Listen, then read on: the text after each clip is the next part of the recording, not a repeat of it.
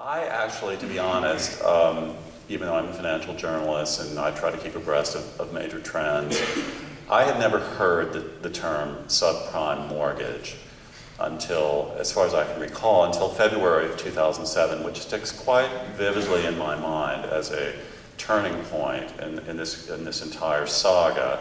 The very large global bank, HSBC, which I used to know as Hong Kong and Shanghai Banking Corporation, which had a much more exotic ring to it than HSBC, nevertheless came out in February of 2007 with sort of shockingly low earnings, and they took a big write-down for their portfolio of subprime mortgages.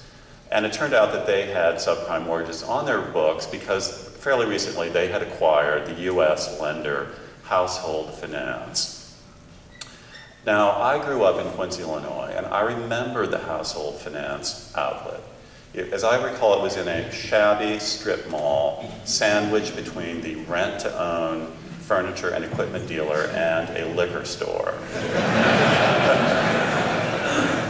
Basically, as we drove by here, my parents, I had the vague feeling we should avert our eyes. These were the kinds of people who were preying on the poor and trying to exploit them.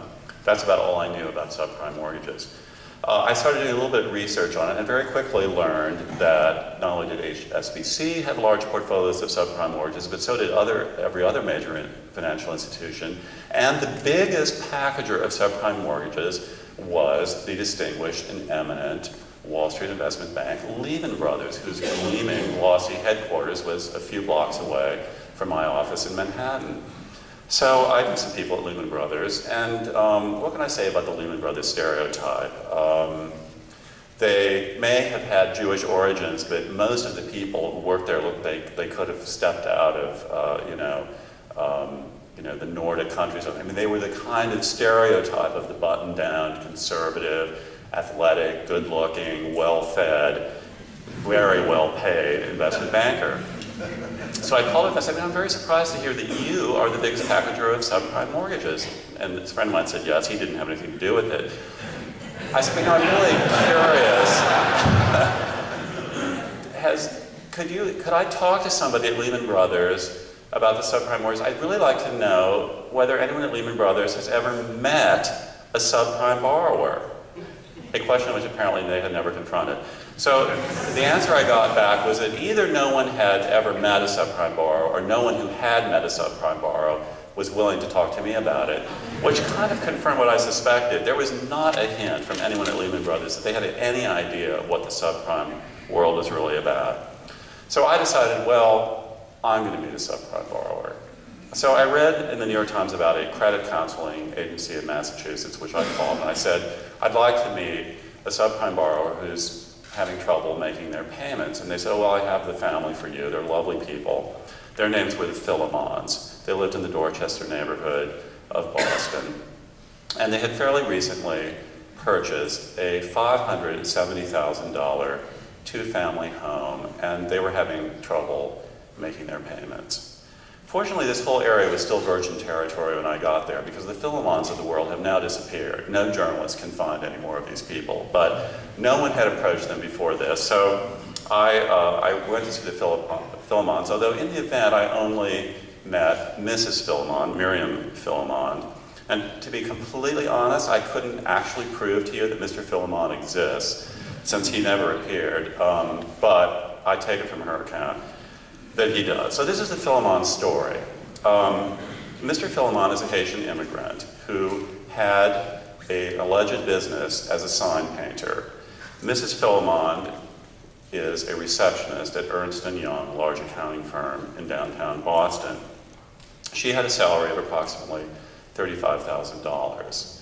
They were able to get a mortgage, not only for the full 100%, $570,000 of the purchase price of their house, but all the associated fees and closing costs. So they were actually borrowing about 105% of the value of the property with no down payment whatsoever.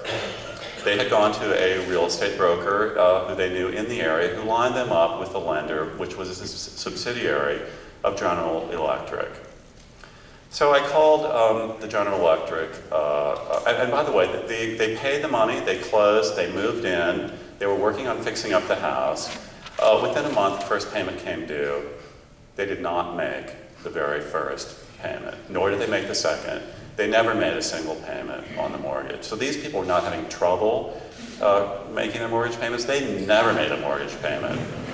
And Mrs. Philemon told me that at the closing, it was at that meeting, she said she was there with her husband, they were surrounded by lawyers and brokers. Only at that meeting, for the first time, did she hear that their monthly payments were going to be more than $3,000 a month. And she told me that I knew the minute I heard that number, we did not have $3,000. We were not going to have $3,000 in the foreseeable future. And she said she knew they could not even make the first payment. And I said, well, did you think of saying anything at this point before you signed the papers?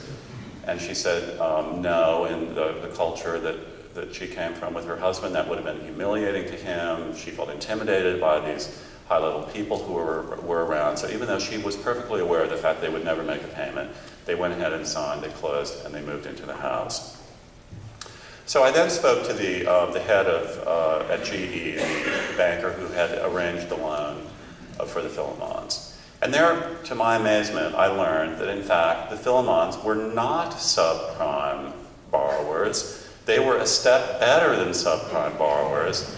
They were what is called Alt-A borrowers, which falls in between subprime and prime. I'd never heard of Alt-A either at this point.